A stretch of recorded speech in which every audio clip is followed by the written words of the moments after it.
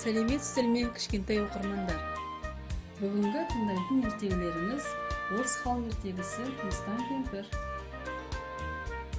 Ертеде бір қыз әкесімен, өгей шешесімен бірге тұрыпты. Өгей шешесі қызды жақтырмайды екен. Бір күн ол қыздан құтылу үшін әпкесінен инемен жіп алып келуге жұмсапты. Әпкесі Ну орманы ішіндегі үйшікте тұрады екен. Үйшігі тауықтың сирағына орнатылған. Ол сиқыршы, ашуланшақ кәрі Мыстан еді. Үйшікке кірмек болған қыздың алдына кәрі ағаш кесе көлденең тұрып алып, жол бермейді. Қыз кішкентай болғандықтан ағаштардың арасынан саңылау тауып өтіп кетеді. Сөйтсе, үйшіктің есігінің алдында үлкен мысық отыр екен. Мысық қызды көрген бойда жонын күжірейтіп, тырнағын тарбитады. Қыз мысықтан қорықпай оған қолындағы нанын беріп, арқасынан сипайды. Қызға риза болған мысық оған тиіспейді. Кенет суылдаған дыбыс естіліп, үйшіктің жанына себетке мінген Мыстан кемпір ұшып келеді. Ол келген бойда: «Сіңілім, кімді жіберген өзі? Жұмысқа ебің бар ма еді? Міне, мына ине жіпті ал да, таң атқанша 10 көйлек тігіп бер. Үлгермесең шаруам бітті дей бер», дейді де сыпырғышын сілтеп қайта ұшып кетеді. Қызға жаны ашыған мысық оған кішкене тарақпен сиқырлы орамал береді де көйлектерді өзі тігіп бермек болады. Мысыққа риза болған қыз: «Тарақпен орамалды қайтем?» деп сұрайды. Мысық: «Мыстан кемпір ашуға булығып сені қуа жөнеледі. Ол әбден таяп қалған кезде осы тарақпен орамалды лақтырып жібер.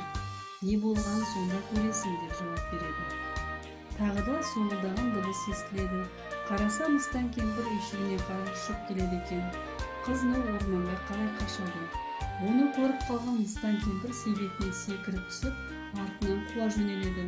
Қыз ағаш бұталардың арасынан томарларды аттап, мүктерді басып өтіп, сүріне қабына қашып келеді.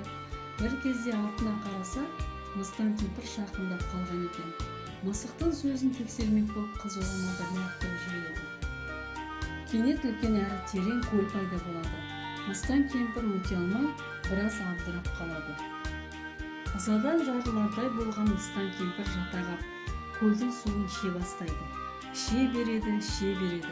Су әбден сарқылғанша ішеді. Қашып келе жатқан қыз тағы да артына қараса, Мыстан кемпір тайып қалған екен. Қыз енді тарақты лақтырып жібереді.